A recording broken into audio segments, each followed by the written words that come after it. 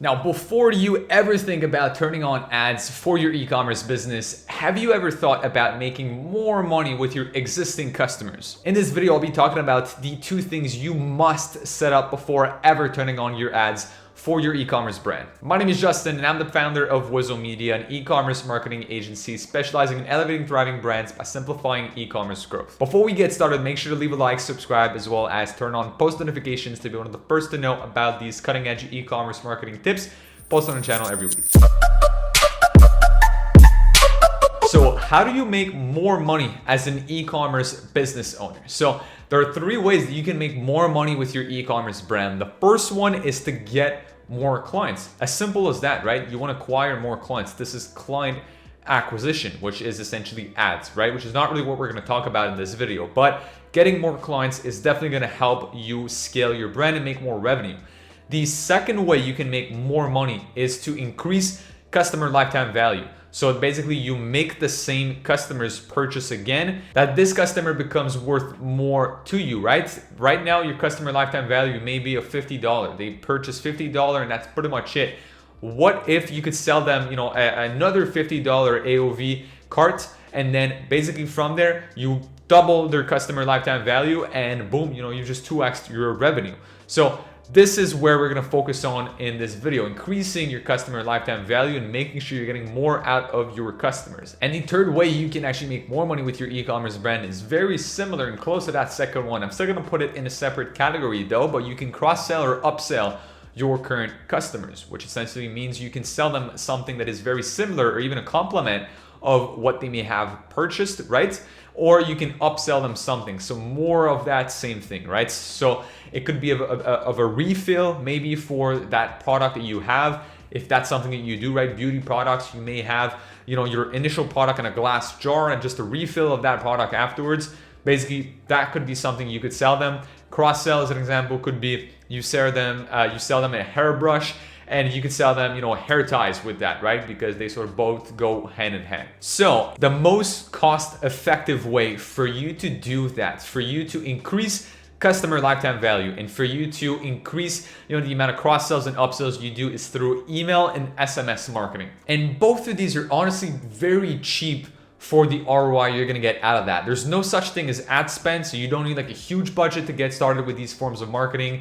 And honestly, you can get started pretty cheap with Shopify's own tools or tools like MailChimp. What I'm gonna recommend though is as soon as you're making a $3,000 to $5,000 per month, so as soon as you're at that range, anywhere after that, make sure you are using Klaviyo for your email marketing and apps like either Postscript, Attentive, or Emotive for your SMS. Why? Because you're gonna build a very strong foundation for the business.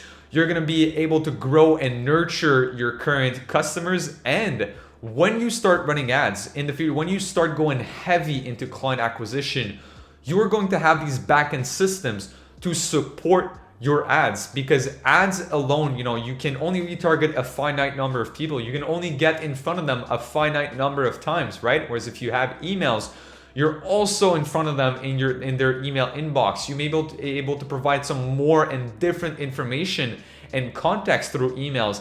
And don't get me started on SMS. SMS is a very personalizable way of interacting with your customers. What I often hear though when bringing up the concept of SMS is, isn't that going to be spammy?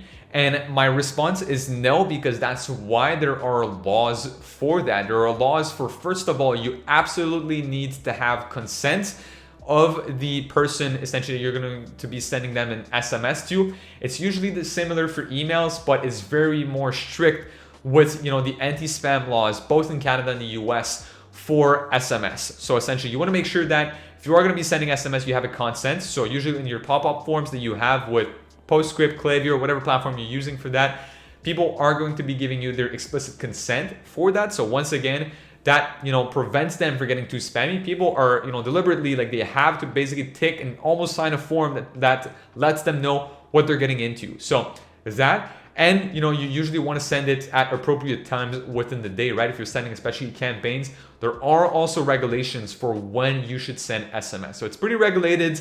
And again, it won't be as spammy because people really give you their explicit consent when it comes to that. For emails, It's a bit different because usually as soon as somebody starts a checkout, they input the email, within the form, you can start sending them emails. So it's more of an implied consent, whereas SMS really has to be an explicit consent. So with both of these, what I recommend you have is automated flows. So the other day I purchased from an e-commerce brand called, Shop Gold or Gold Shop. I know they have like different domain names, but essentially they're a brand based out in Miami in the US.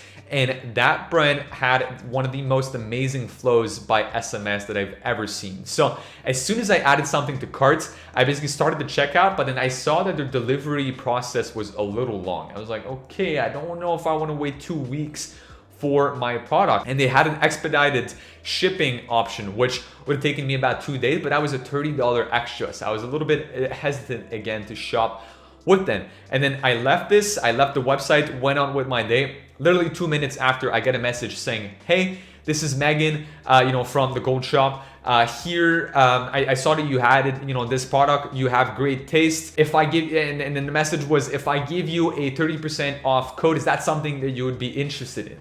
And I was like, well, yes, I would. And I thought that was a very personalized approach. Does Megan really exist? I'm not sure. Megan probably doesn't even exist. She may be a made up persona, but the approach felt so much more personalized. And when I said yes, because that is something that you can do with apps like PostScript, Attentive, and Emotive, you can have some keywords that it's basically like a chat bot. If people respond something that is similar to a yes or a great or that would be awesome or whatever that is, then you can already have some automations for, again, it may look very genuine, but this is all automated. Nobody has to do that manually. And then I received not only the code, but also a message from Megan saying, hey, I'm also sending you a link so that way you can get back to your cart with the applied discount. And boom, what do you know? Next thing I know, I bought the product because I had a 30% off, which made it not that bad to get the expedited shipping option. And with email and SMS, you can easily cross-sell and upsell. I mean, you can do so many things with these forms of marketing, but it's very easy for when somebody buys